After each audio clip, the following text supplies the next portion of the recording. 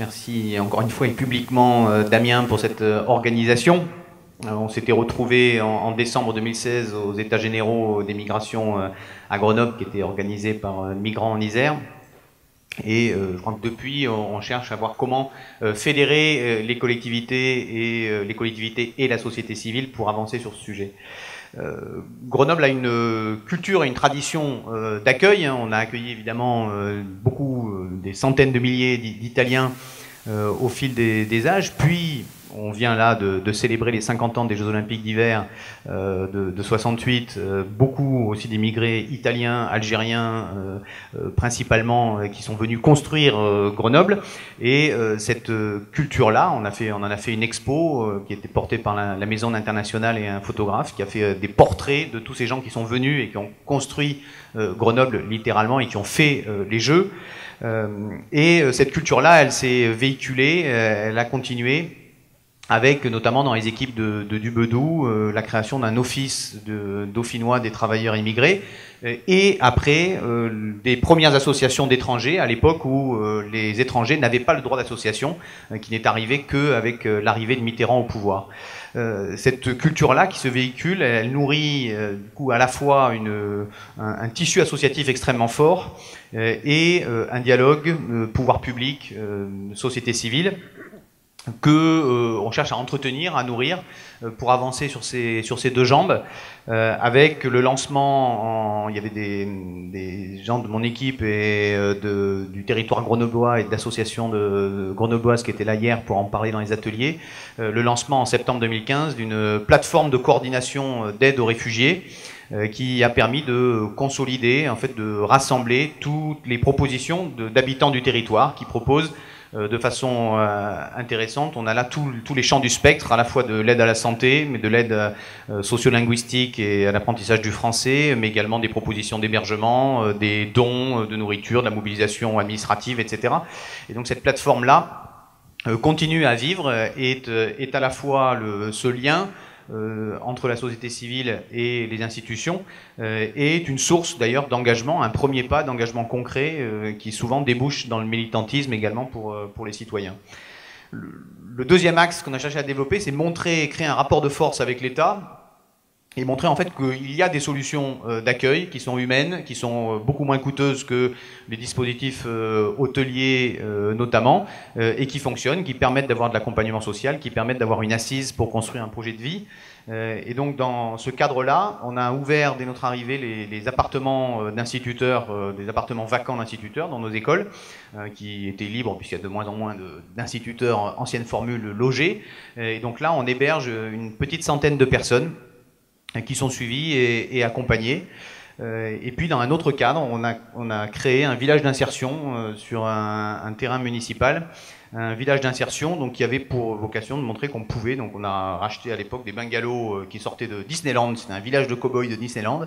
Et parfois il y a des parcours un peu humoristiques.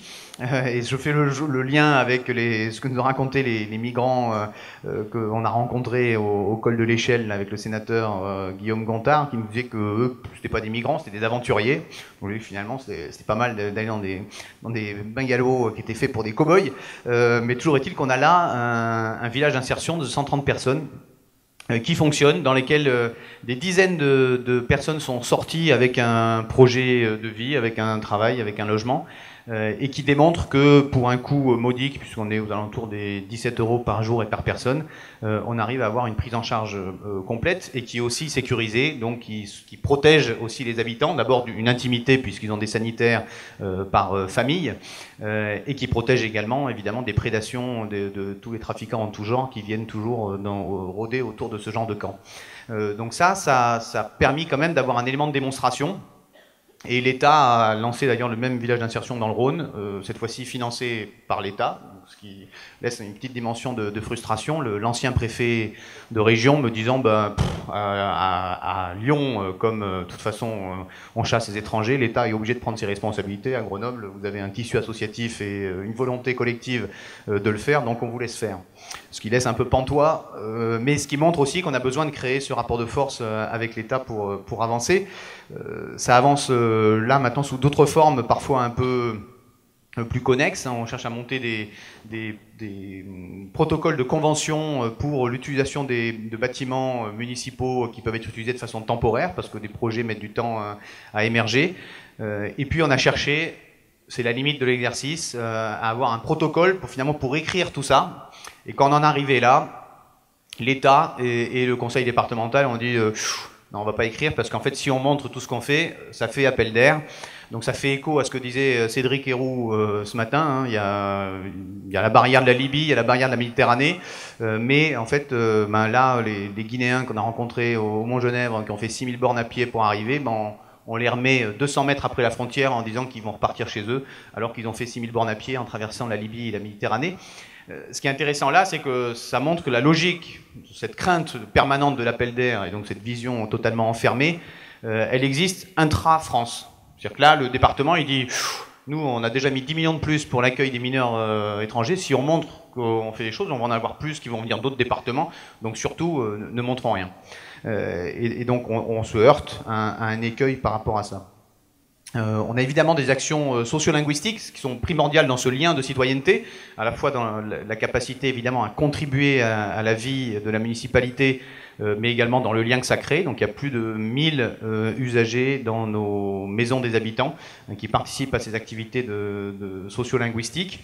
Et puis du soutien évidemment aux associations, à la fois pour l'accueil, pour la partie administrative, mais également malheureusement pour une partie de contribution des frais de transport. On y met quand même 30 000 euros, ou quelque chose comme ça, 32 000 euros. Pas de participation aux frais de transport parce qu'il faut payer et financer les déplacements. C'était, avant d'être élu, quand j'étais militant RESF, un des éléments qui nous broyait petit à petit, parce qu'à chaque dossier, finalement, il y avait les frais qui, en termes de solidarité, venaient peser sur cette solidarité très fortement.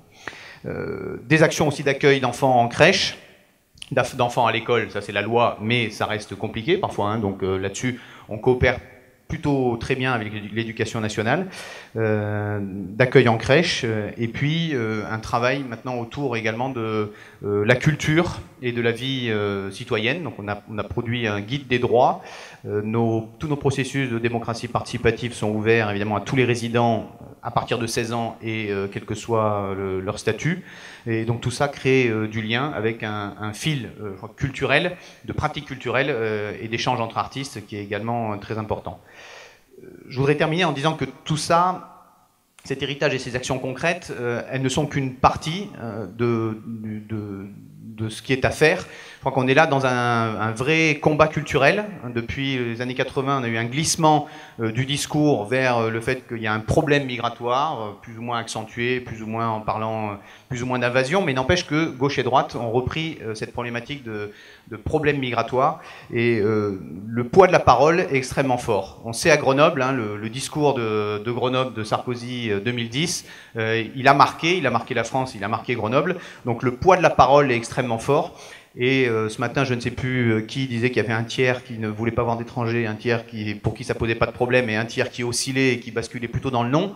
On voit que la façon dont on aborde le débat fait que ce tiers-là, en fait, il bouge, son regard bouge, d'abord dans la solidarité concrète, mais également dans la façon d'aborder les choses.